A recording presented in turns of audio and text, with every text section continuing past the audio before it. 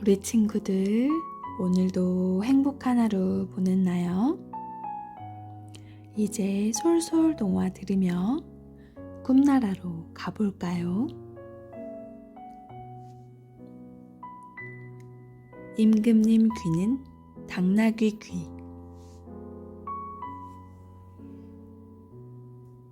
옛날에 비밀을 가진 임금님이 살았어요. 그림 뒤에도 숨기지 못하고 선반 위에도 올려두지 못하고 보물 상자에도 넣지 못하는 엄청난 비밀이었지요. 임금님은 그 비밀을 언제나 지니고 다녀야 했어요. 임금님은 비밀을 호주머니에 넣지도 구두 밑창에 숨기지도 않았어요. 하지만 아무도 찾을 수 없었지요. 오로지 딱 한 사람, 임금님의 늙은 이발사만이 알았어요. 그 비밀은 바로 임금님의 가발 속에 꽁꽁 숨겨져 있었거든요. 한 달에 한 번 왕궁으로 이발사가 올 때면 임금님은 커다란 방문을 꼭 닫고 철컥 7개의 자물쇠로 문을 꼭꼭 잠갔어요. 그러던 어느 날 큰일이 났어요. 나이가 많던 이발사가 그만 세상을 떠난 거예요. 한 달이 지나자 머리카락이 쑥쑥 자랐어요. 2달이 지나자 머리카락이 삐죽삐죽 가발 사이로 삐져나왔어요. 어휴, 가려워. 어서 빨리 새 이발사를 구해라. 임금님은 머리를 벅벅 긁으며 명령했지요. 신하들은 왕궁 앞에 커다란 방을 붙였어요. 하늘이 무너지고 땅이 꺼져도 비밀을 지킬 수 있는 이발사 구함. 그날 저녁 새 이발사가 뽑혔어요. 새 이발사는 임금님의 머리카락을 깎자마자 곧바로 비밀을 알아냈어요. 비밀은 바로 임금님 귀는 당나귀 귀라는 것을요. 이발을 하고 왕궁에서 나온 이발사는 너무나 비밀이 말하고 싶었어요. 하지만 비밀을 말했다가는 임금님에게 큰 벌을 받게 될 일이었죠. 그러다 이발사는 무릎을 딱 쳤어요. 아무도 없는 무덤은 괜찮겠지? 이발사는 무덤에서 큰 소리로 외치려고 했어요. 임금님의 귀는. 바로 그때 쿵쿵 무덤에 구멍을 파는 사람이 보였어요. 이발사는 입을 꽉 다물고 돌아서야 했지요. 이발사는 조각배를 타고 넘실넘실 파도를 넘어 바다 한가운데로 나갔어요. 임금님의 귀는. 그런데 파도 너머에 고기잡이 배들이 우르르 모여있지 뭐예요. 아, 답답해.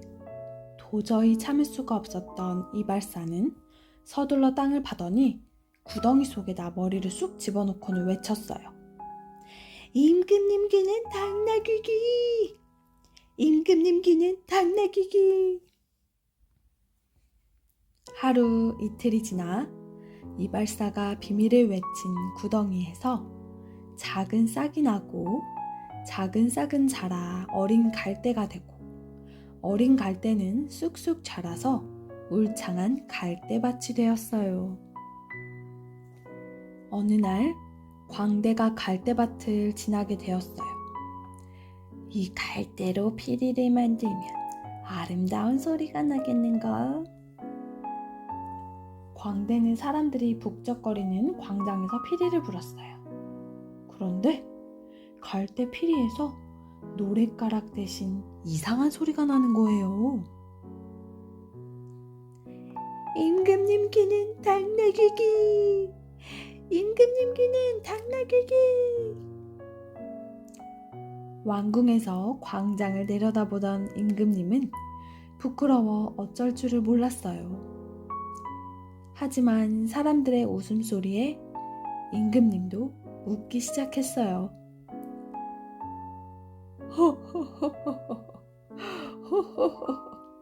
그러다 어찌나 크게 웃었는지 임금님의 가발이 벗겨지고 말았죠.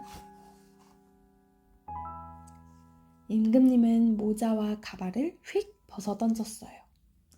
이제 임금님에게 비밀은 없어요. 그 뒤로 임금님은 당나귀처럼 커다란 귀로 백성들의 말을 귀담아 듣는 훌륭한 왕이 되었답니다.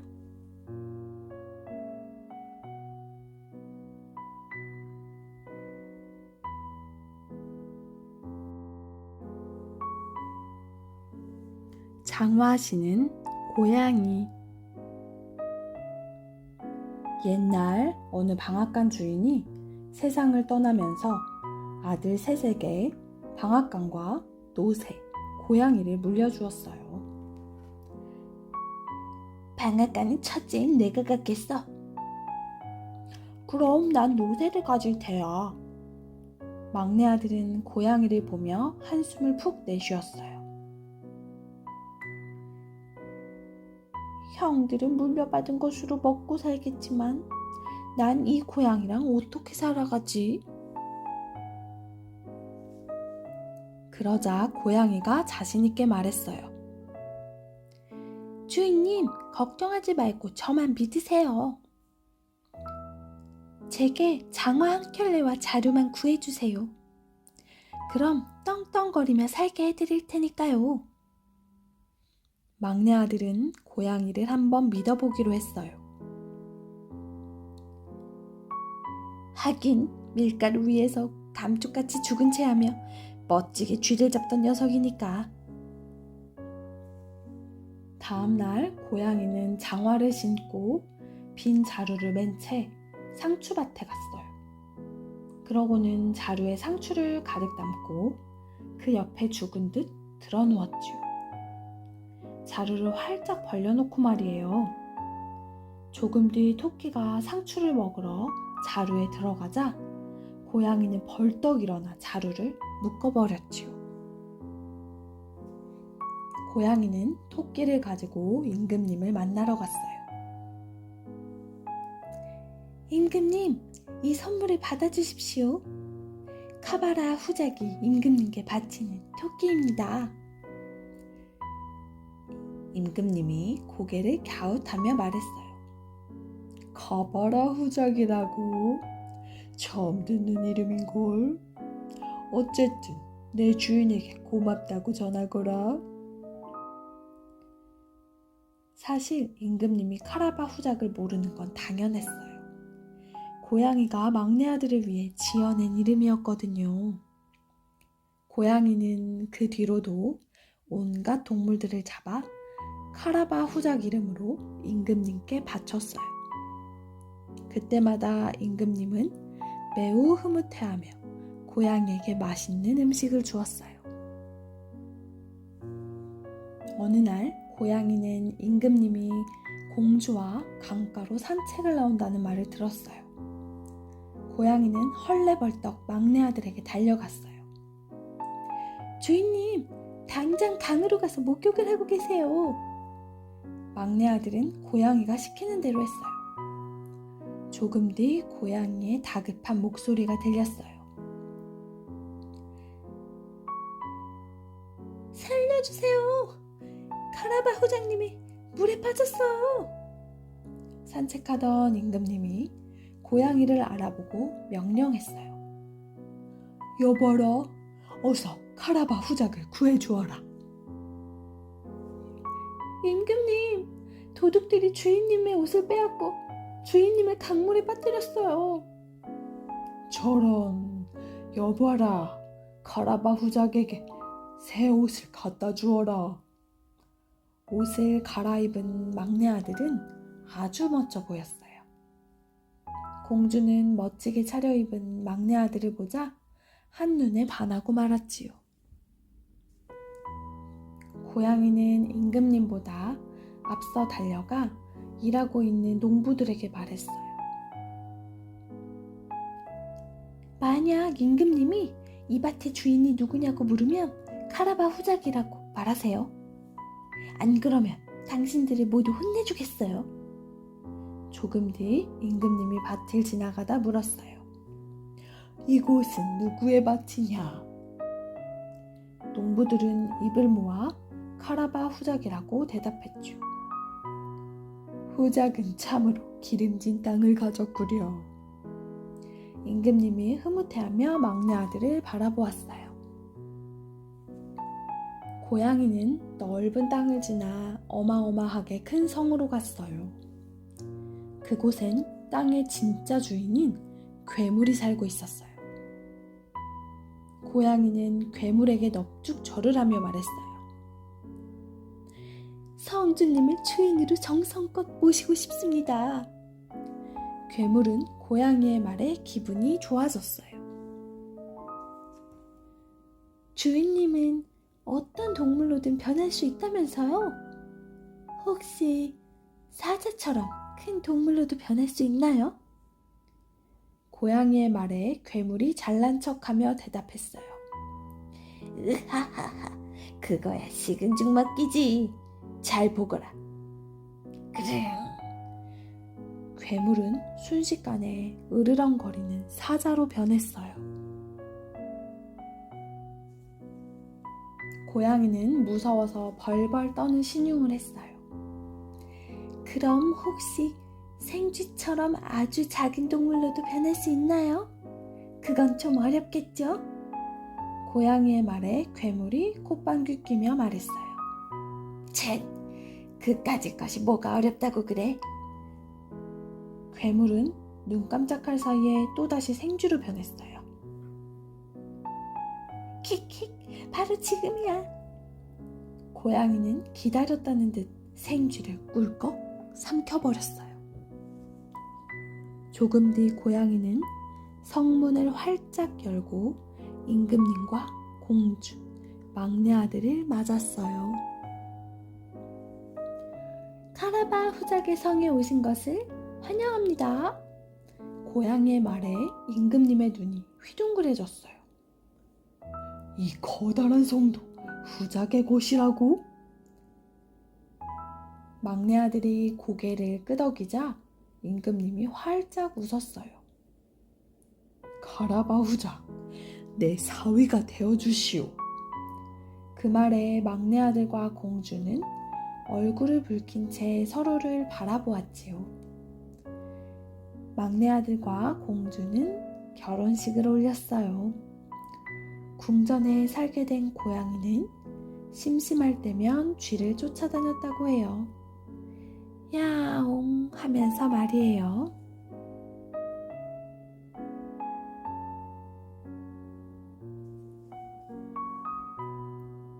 완두콩 공주.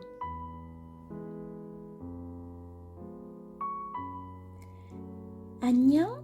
꼬투리에 귀를 기울여봐. 난 궁전의 텃밭에서 태어난 완두콩이야. 완두콩 친구들은 맛난 음식의 재료가 되길 바랐어. 하지만 내 꿈은 달라. 난 특별한 완두콩이 될 거야. 어느 날 요리사가 우리를 그릇에 와르르 쏟았어. 우와, 드디어 우리를 음식에 넣으려나 봐. 모두 기뻐했지만 난 시무룩해졌지. 그때 누군가 콩 속에서 나를 쓱 골라내더니 상자 안에 쏙 넣는 게 아니겠어? 놀랍게도 그 사람은 바로 여왕님이었어. 여왕님이 왜 나를 데려왔냐고? 잘 들어봐. 이제부터 그 이야기를 해줄게. 여왕님은 왕자가 빨리 결혼하기를 바랐어. 어머니, 결혼할 공주를 찾아올게요. 왕자는 신부감을 찾아 길을 떠났지. 왕자는 여러 나라를 다니며 공주를 찾아 헤맸어. 하지만 마음에 쏙 드는 공주를 찾지 못했어. 왕자는 어깨를 축 늘어뜨린 채 궁전으로 돌아왔어. 그때 여왕님에게 좋은 생각이 떠올랐지. 옳지, 바로 그거야. 여왕님은 부랴부랴 부엌으로 달려가서 완두콩 하나를 집어들었어. 그게 바로 나란다. 섬세하고 지혜로운 공주라야 백성들을 사랑할 수 있어. 이 콩알이 진짜 공주를 찾아줄 거야. 여왕님은 공주들에게 초대장을 보냈어. 여왕님은 나를 침대 위에 올려놓았어. 그러고는 내 몸 위에 이불 15채를 켜켜이 쌓았지. 초대를 받아온 공주들은 그 이불 꼭대기에서 잠을 잤단다. 다음날 여왕님은 공주들에게 이렇게 물었어. 간밤에는 잘 잤나요? 공주들은 모두 깍듯하게 대답했지. 침대가 폭신폭신해서 잘 잤어요. 아무도 이불 밑에 내가 있다는 걸 몰랐어. 우르르 쾅쾅 비바람이 몰아치는 어느 날 밤이었지. 누군가 궁전 문을 쾅쾅쾅 두드렸어. 문을 열자 허름한 옷을 입은 아가씨가 서있지 뭐야. 밭에서 일을 하느라 좀 늦었습니다. 공주가 밭에서 일을 했다고? 난 공주가 마음에 들었어. 공주는 눕자마자 스르르 잠이 들었지. 난 또르르 침대 밑으로 굴러떨어졌어. 그러고는 낑낑대며 이불 위로 올라갔지. 가까스로 베개에 닿은 나는 공주의 귓가에 대고 이렇게 속삭였어. 아니요, 침대 밑에 작고 둥글둥글한 것이 있었어요. 다음날 아침 여왕님이 물었어. 잠을 잘 잤나요? 그러자 공주가 또랑또랑한 목소리로 말했지. 아니요, 밤새 뒤척이느라 한숨도 못 잤어요. 침대 밑에 작고 둥글둥글한 것이 있었어요. 왕자야, 드디어 진짜 공주를 찾았구나. 왕자와 공주는 결혼식을 올렸어. 난 어떻게 되었냐고? 공주를 찾아낸 특별한 완두콩으로 박물관에 전시되었지. 이렇게 말이야.